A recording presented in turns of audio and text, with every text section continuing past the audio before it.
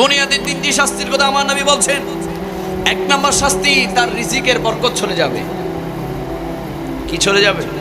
রিজিকের বরকত। রিজিক মানে বুঝেন, আপনি টাকা কামাচ্ছেন, ইনকাম করছেন, কি নাই? বরকত নাই। ডেলি 5,000 10,000 কামান, অনেকে 50,000ও কামায়, 1 লাখও কামায়, কিন্তু কি নাই? বরকত নাই। সবসময় অভাব অনটন। কারণ কি? বেনামাজি। ঠিক কিনা? কারণ কি? ফজর পড়ে নাই। কারণ কি? সুহুর পড়ে নাই, আসর পড়ে নাই, মাগরিব পড়ে নাই, এশা পড়ে নাই, মসজিদে যায় না। এই জন্য আল্লাহ তাআলা তার দুনিয়াতে 1 নম্বর শাস্তি দেয়, তার রিজিকটা কমিয়ে দেয়। যদি বলি নাউজুবিল্লাহ। যদি রিজিক বাড়াতে চান, যদি রিজিকের বরকত চান, দৈনিক 5 ওয়াক্ত নামাজ পড়বেন, 5 ওয়াক্ত নামাজ পড়বেন, নফল ইবাদত করবেন। আল্লাহ তাআলা আমার নবীর উসিলায় আপনার রিজিকের মধ্যে বরকত বাড়িয়ে দিবে। সুবহানাল্লাহ। 2 নম্বর শাস্তি আমার নবী বলছে, যারা দুনিয়ার জমিনের বেনামাজি, যারা নামাজ পড়বে না, তাদের কোনো আমল কবুল হবে? আপনি নামাজ পড়ছেন না, আপনি লক্ষ টাকা দান করছেন, কবুল হবে? আপনি নামাজ পড়ছেন না, আপনি রোজা রাখছেন, কবুল হবে?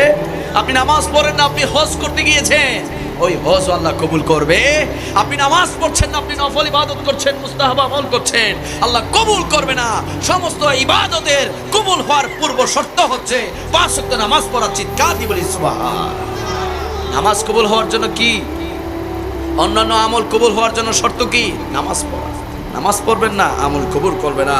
3 নম্বরে রাসূল করিম সাল্লাল্লাহু আলাইহি ওয়াসাল্লাম বলছেন, যারা বেনামাজি, তাদের দুনিয়াতে 3 নম্বর শাস্তি হচ্ছে, তাদের চেহারা থেকে নূর চলে যাবে, তাদের চেহারা থেকে ঈমান চলে যাবে, তাদের চেহারা থেকে নূরানিয়ত চলে যাবে।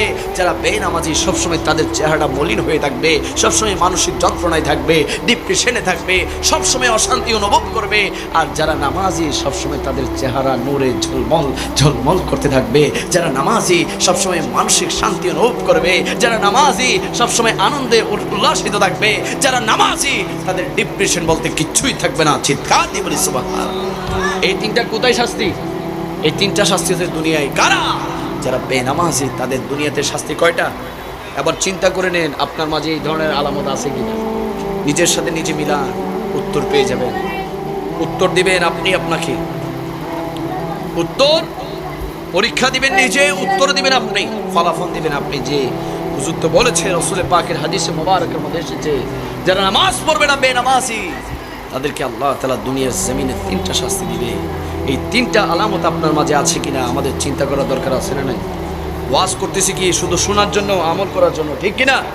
এই 3টা আমল, এই 3টা আলামত আপনার মাঝে আছে কিনা আমরা সবাই চিন্তা করতে চাই কি চাই না?